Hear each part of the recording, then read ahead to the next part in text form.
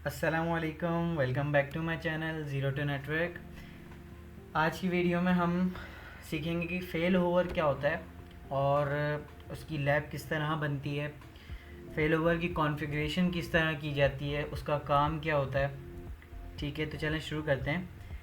सोचें आप एक ऑर्गेनाइजेशन रन कर रहे हैं, ठीक है, और उस ऑर्गेनाइजेशन में आपके लिए इंटरनेट होना बहुत ज़्यादा ज़रूरी है।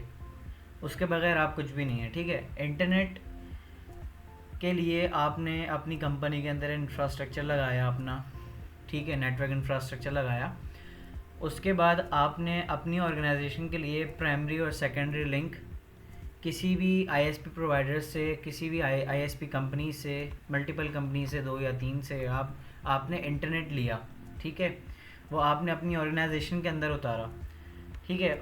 अब ऑटो फेल ओवर किस लिए यूज़ किया जाता है? मिसाल के तौर पे आपने प्राइमरी लिंक लिया हुआ है पीटीसीएल से, ठीक है, और इसके अलावा एक सेकेंडरी लिंक आपने सेटकॉम से लिया हुआ है या साइबरनेट से लिया हुआ है, तो आपके पास 2 लिंक आ रहे हैं। अब मिसाल के तौर पर सेटकॉम या साइबरनेट का जो आपने लिंक लिया हुआ है वो डाउन हो गया आपकी ऑर्गेनाइजेशन के अंदर, तो आपके पास सेकेंडरी लिंक अवेलेबल होगा जिसके थ्रू आप अपना इंटरनेट चला सकते हैं। मतलब आपके पास ज़ीरो टाइमलाइन होगी जिसमें आपका इंटरनेट बंद ही नहीं हो सकता, पॉसिबल ही नहीं है, क्योंकि वो ऑटो फेल ओवर के थ्रू सेकेंडरी लिंक पे शिफ्ट कर जाएगा। तो बेसिकली पर्पज़ ये होता है फेल ओवर का कि एक लिंक अगर डाउन हो जाए, एक लिंक से इंटरनेट आना बंद हो जाए, तो आप सेकेंडरी लिंक के ऊपर शिफ्ट कर जाए, आपकी कंपनी के अंदर इंटरनेट कभी बंद ना हो। तो इसके लिए हम कॉन्फ़िगरेशन करते हैं और पूरी एक जो है उसकी कमांड्स होती हैं। तो चलें शुरू करते हैं। मैं आपको दिखाता हूँ कि इसकी कॉन्फ़िगरेशन किस तरह की जाएगी, किस तरह ऑटो फेल ओवर बनाया जाएगा, ठीक है। तो सबसे पहले हम एक सिनेरियो बना लेते हैं अपने लिए। सबसे पहले हम राउटर्स ले लेते हैं। एक राउटर मैं ले लेता हूँ जो हमारी ऑर्गेनाइजेशन के लिए होगा।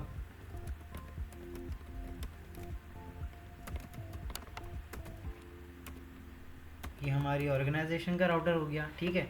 देन इसके अलावा अब हम अपने लिए 2 आईएसपी ले लेते हैं। एक आईएसपी ये हो गया, एक हमारे लिए ये हो गया, ठीक है। एक आईएसपी हम इसको ले लेते हैं आईएसपी 1 और ये हो गया हमारा सेकेंडरी आईएसपी 2, ठीक है। अब हम इनकी कनेक्टिविटी बना लेते हैं सबसे पहले, ठीक है।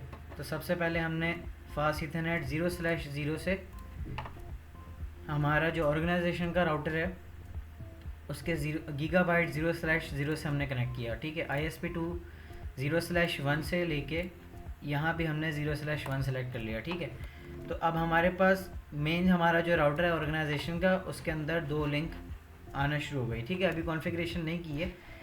इसके अलावा हम जो हमारा इंटरनल नेटवर्क चलेगा उसके लिए भी एक छोटी जो टोपोलॉजी बना लेते हैं उसके साथ ही के, ठीक है। हम 2 या 2 से ज़्यादा 3 स्विचेस ले लेते हैं कनेक्टिविटी के लिए, ठीक है। देन अब हम यहाँ से जो है वो स्विच की तरफ आएंगे। ये मैंने कनेक्टिविटी बना लिया अपने एक स्मॉल ऑर्गेनाइजेशन के लिए, ठीक है। तो अब हम क्या करेंगे, हम सबसे पहले कॉन्फ़िगरेशन करेंगे ताकि हमारे लिए जो ज़्यादा ज़रूरी है वो सबसे पहले हमने कॉन्फ़िगरेशन करनी है। सबसे पहले हम ISP1 में जाएंगे। ISP1 में जाके कॉन्फ़िगरेशन में फास्ट इथरनेट 0/0 में हमने जाके यहाँ पे IP देनी है 10.0.12.2। यहाँ से हमने इसकी पावर ऑन कर दी, ठीक है। देन हम ऑर्गेनाइजेशन वाले राउटर के अंदर जाएंगे, कॉन्फ़िगरेशन मोड में जाके गीगाबाइट ईथरनेट में जाएंगे और 0/0 वाले पोर्ट में जाके यहाँ पे हम अगेन IP असाइन करेंगे। जो हमारी पब्लिक IP होगी वो होगी 10.0.12.1, ठीक है। यहाँ से भी हमने इसका लिंक ऑन कर दिया और जो हमारा ISP2 है उस पर हम ये नेटवर्क चलाएंगे 20.0.13.1, ठीक है। और इस एंड पे हम चलाएंगे कॉन्फ़िग फास्ट इथरनेट 0/1। यहाँ पे हम देंगे 20.0.13.2 और यहाँ से हम इसकी पावर ऑन कर देंगे, ठीक है। देन हमारे पास ये इसकी कॉन्फ़िगरेशन डन हो गई। अब हमारे पास तीसरा लिंक आ रहा है जो हमारा लैन होगा। तो हमारे लिए यहाँ पे हम एक IP असाइन करेंगे 192.168.1.1 और यहाँ से जो है हम इसकी पावर ऑन कर देंगे।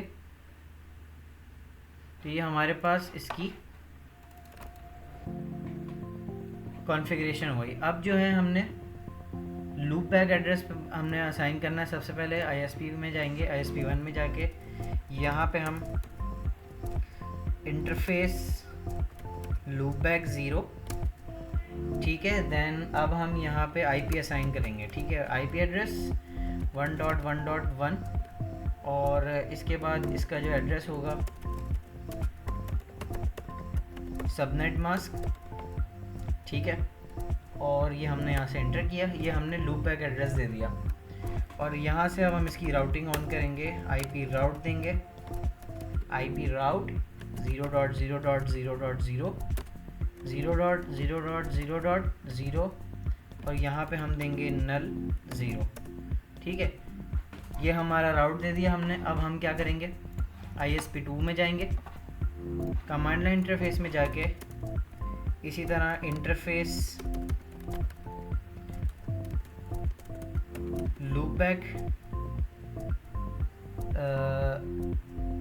बैक एड्रेस हमारा था 0 और यहाँ पे हम क्या करेंगे, IP एड्रेस असाइन करेंगे। IP एड्रेस था 8.8.8.8 और इसके बाद ये इसका सबनेट मास्क, ठीक है। देन यहाँ पे हम इसी तरह IP राउट और IP राउट होगा हमारा 0.0.0 और यहाँ पे इसी तरह नल करके हम 0 कर देंगे, ठीक है। तो ये हमने लूप बैक एड्रेसेस बना लिए।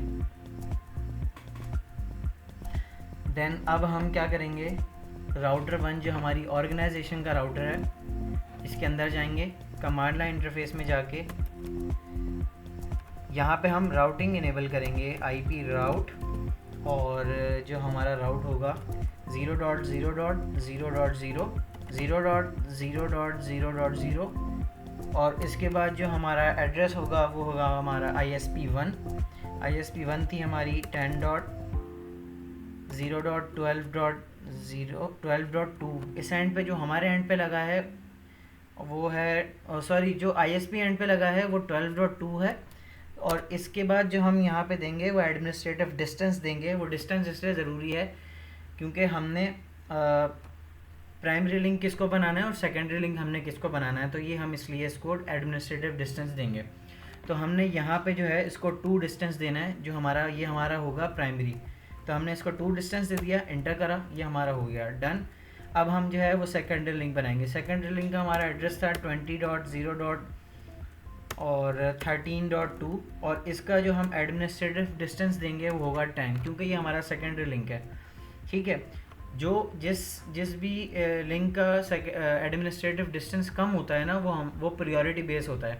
तो इसलिए हमने सबसे कम जो है वो हमारा जो हमने प्राइमरी लिंक बनाना है इसलिए उसका एडमिनिस्ट्रेटिव डिस्टेंस हमने 2 रखा है और जो हमने सेकेंडरी बनाना है उसके लिए हमने 10 रखा है। तो हमने यहाँ से दोनों चीज़ें असाइन कर दी, ठीक है। तो अब जो है हमारा एडमिनिस्ट्रेटिव डिस्टेंस जो है वो ISP1 का 2 है और जो हमारा ISP2 है उसके लिए हमने एडमिनिस्ट्रेटिव डिस्टेंस रखा है 10। तो ये हमारी ओवरऑल कॉन्फ़िगरेशन डन हो गई है।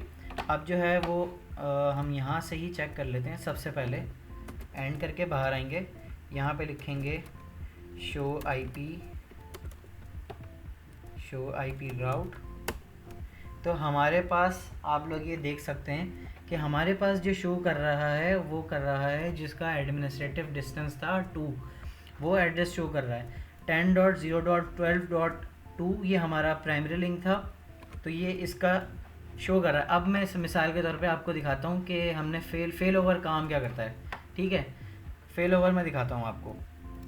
सबसे पहले ये वाला जो लिंक चल रहा है ना, हम सबसे पहले इस लिंक को बंद कर देते हैं यहाँ से, ठीक है। वो है ये वाला एड्रेस हमारा। तो यहाँ से हमने इसकी पावर को कर दिया, पोर्ट की पावर को कर दिया शट, सही है। अब यहाँ पे जाके हम अगेन चेक करेंगे कि हमारे पास स्टिल अभी भी वही राउट दिखा रहा है, शो IP राउट। तो अब हमारे पास जो राउट दिखा रहा है ना, वो हमारा सेकेंडरी लिंक जो हमारा था वो दिखाना शुरू कर दिया उसने, जिसकी हमने एडमिनिस्ट्रेटिव डिस्टेंस सेट की थी 10। जब हमारा प्राइमरी लिंक डाउन हो गया तो हमारा सेकेंडरी लिंक अप हो गया, जिसका एड्रेस था 20.0.12.2।